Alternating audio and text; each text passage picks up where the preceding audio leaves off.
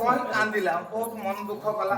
ତୁମ ଶାଶୁ କାନ୍ଦିଲେ? କହିଲେ ଆଉ ବାପା ମୋର ଗୋଟେ ଅଳି ଅଛି, ଏ କଥାଟାକୁ ତମେ ପୁଅ ହିସାବରେ ରଖିବ।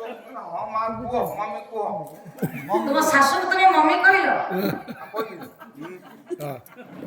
ଶାଶୁକୁ ନ କହିଲେ ଆଜିକାଲି ହବ?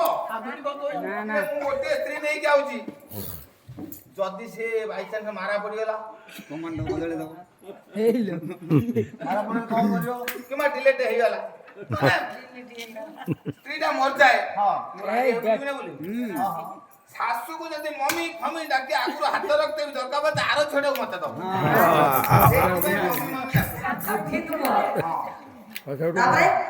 ତାପରେ କହିଲା ବାପା ମୋ କଥାଟା ଟିକେ ରଖିବ। ପୁଣି ହାତ ଧର ମୁହଁରେ କୁହ। ମୋ କଥାଟା ଟିକେ ରଖିବ। ମୋ ଝିଅକୁ ନଉଛ ସତ, ଆଉ ତା ପେଟ କେବେ ଖାଲି ରଖିବ। ତୁମେ ସେଠୁ କଣ କଲ? କଣ କହିଲ? ମୁଁ କହିଲି ଆଉ ହେଲା ମମି ଆଉ ଯାହା ହେଇଛି ହେଇଛି, ଝିଅ ପେଟ ଖାଲି ଆଉ ରଖିବି। ତାପରେ ଯାଇକି ଶାଶୁକୁ ଆସିଥିଲି ନା, ଆସିକି ମୁଁ ଦେଖିଲା ବେଳକୁ ମୁଁ କହିଲି ଝିଅ ଫାଙ୍କା କାହିଁ ତା ପେଟଟା ରହିବ। ଆଉ ପେଟଟା ଫୁଲ ହେଲା ବେଳକୁ ଗୋଟେ ପୁଅଟେ ହେଲା।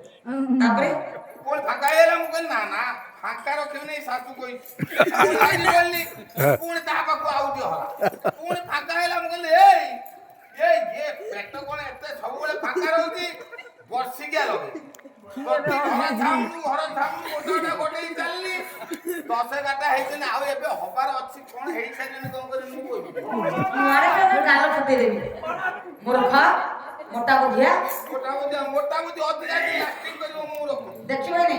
ଆରେ ତୁମ ଶାଶୁ କହିବା କଥା, ତାଙ୍କ ଝିଅ ବା ତୁମେ ଯାହାକୁ ବିବାହ କଲ ତୁମ ସ୍ତ୍ରୀ, ସେଟା ଭୋକ ସମ୍ଭାଳି ପାରେନି।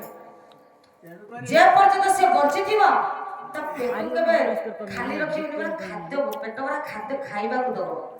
ତାକୁ ଉପାସ କେବେ ରଖିବନି, ଉପବାସ କେବେ କରିବନି। ମୁଁ କଣ ପେଟ ଖାଲି ରଖି ସେ ଖାଦ୍ୟ ଦେବା ପାଇଁ କହିଥିଲେ, ପିଲା ଛୁଆ କରିବା କହିନଥିଲେ। ଆଗୁରୁ କଥା କହିଲେନି କେତେ ହେଇସାରିଲେଣି ପୁରା ଏବେ ହେଇସାରିବନି କଣ? ବସ ଲେଖେ